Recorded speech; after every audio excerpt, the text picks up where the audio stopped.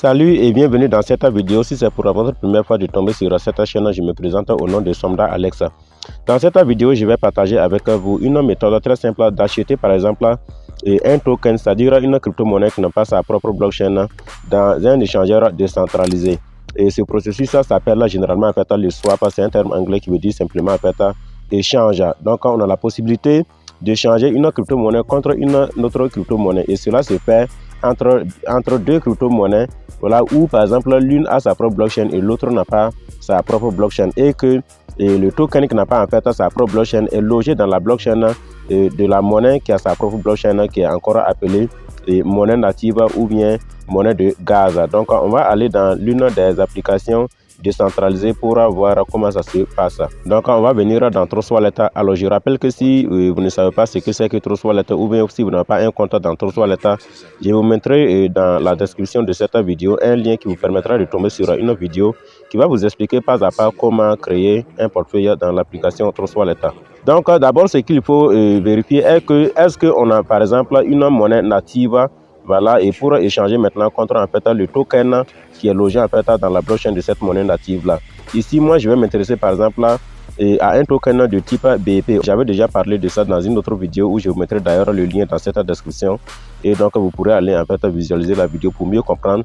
Donc ici, je vais m'intéresser en fait à un token de type BEP et je vais chercher à acheter une crypto-monnaie qui s'appelle Shiba Inu. Shiba Inu n'a pas en fait sa propre blockchain en tant que telle. Et donc, pour ce faire, je vais devoir détenir en fait des BNB. Voilà, BNB Smart Chain, qui est une monnaie native de Binance. Donc, et voilà, je détiens des BNB d'une hauteur de $10. Voilà, donc je vais échanger en fait ces BNB contre cette crypto-monnaie, voilà, qui s'appelle Shiba Inu. Alors pourquoi il est important en fait de comprendre cette méthode? Parce que tout simplement, si vous voulez par exemple acheter une crypto-monnaie qui n'a pas sa propre blockchain et que vous n'avez pas en fait un vendeur devant vous, ou bien vous n'avez pas en fait une plateforme dans laquelle se trouve cette crypto-monnaie, par exemple si vous partez sur EasyChange, et je rappelle que si vous n'avez pas encore un compte EasyChange, je vous mettrai également dans la description un lien qui va vous permettre en fait de créer votre compte EasyChange en toute fluidité. Donc si vous partez en fait dans cette application d'achat-vente et que vous ne trouvez pas par exemple le token que vous voulez acheter, et vous serez en fait obligé de venir acheter ce token en fait, voilà, par cette manière, par le swap. Donc acheter d'abord des BNB, alors que les BNB se trouvent bel et bien dans la plupart des plateformes d'achat-vente.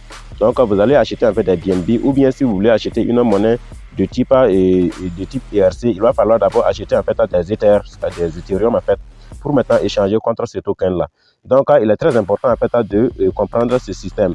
Et une autre alternative aussi est qu'on peut acheter en fait ce token dans un échangeur centralisé et maintenant l'envoyer en fait dans l'échangeur décentralisé si c'est notre souhait. Si par exemple moi je veux détenir forcément en fait mes tokens dans Trust Wallet et que je n'arrive pas vraiment à acheter ce token sur une plateforme d'achat-vente, je peux aller échanger, en fait échanger des dollars contre ce token dans une plateforme centralisée et puis maintenant les envoyer dans mon portefeuille Trust Wallet. Mais le processus en ce moment sera un peu long. Donc je vais venir directement dans Trust Wallet, acheter la monnaie native dans laquelle en fait est logé voilà ce token et puis échanger directement, faire le swap.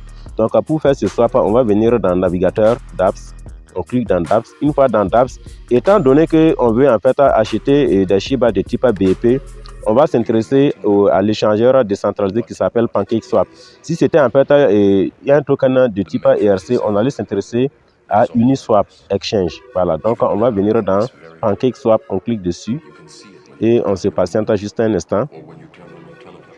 Donc une fois que c'est ouvert comme ça, alors on va venir ici vérifier est-ce que le réseau correspond vraiment à l'échangeur qu'on veut utiliser. Parce qu'il faut noter que l'échangeur PancakeSwap prend en charge en fait des monnaies de type BEP et c'est l'échangeur Uniswap qui prend en charge les monnaies de type ERC. Je vois que le symbole qui est affiché ici, c'est le symbole de Ether. Donc c'est le symbole en fait des tokens de type ERC. Je vais en fait cliquer dessus.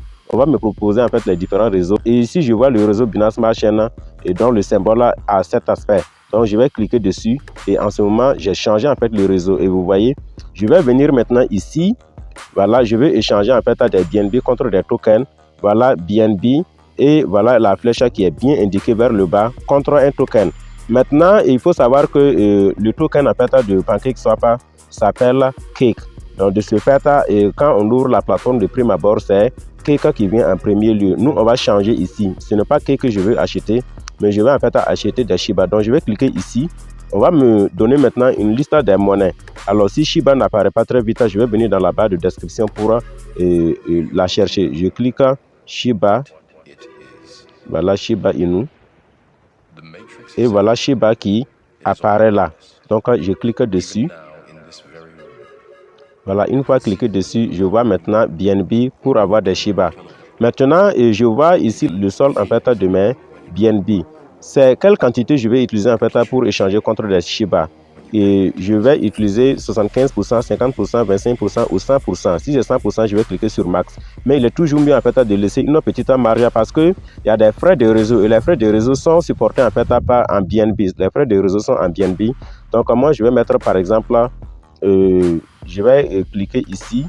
Par exemple 75%. Ou bien je vais même mettre une quantité qui me convient. Par exemple 0,033.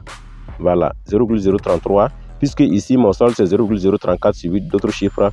Ici, je vais prendre 0,033 et cela va correspondre à une quantité de 953 895 pièces de Shiba Inu. Je vais venir maintenant cliquer sur Swap, Échange, et je viens confirmer mon swap. Voilà, je vais venir maintenant approuver. Donc, j'approuve. Voilà, on va me demander de signer, de mettre en fait mon code. Là, ça sera noir dans la vidéo. Je mets mon code et voilà, c'est fini. Close. Donc, c'est terminé. Voilà. Donc, si je repars maintenant dans mon portefeuille, je verrai visiblement que mes BNB ont été en fait convertis en Shiba. Alors, ce qu'il y a est que quand vous revenez voir qu'en fait, et la conversion n'est pas encore en fait, c'est simple. En réalité, ça peut être fait, mais peut-être ce n'est pas actif en fait. Donc, pour ce faire, vous allez devoir chercher Shiba et vous cliquez sur Shiba. Donc, je vais venir chercher Shiba ici. Shiba. Voilà, c'est venu et je retiens bien que c'est BP20. Je clique dessus. Voilà. Et voilà, dès que j'ai cliqué dessus, en fait, la transaction est venue. Voilà, donc je vois ici 953 000 pièces de Shiba, ce qui équivaut à 10,32 $ actuellement. Et voilà, en fait, mes cash de transaction. Voilà. Donc, voilà comment on fait, en fait, le swap dans un échangeur décentralisé. J'espère que cette vidéo vous a plu.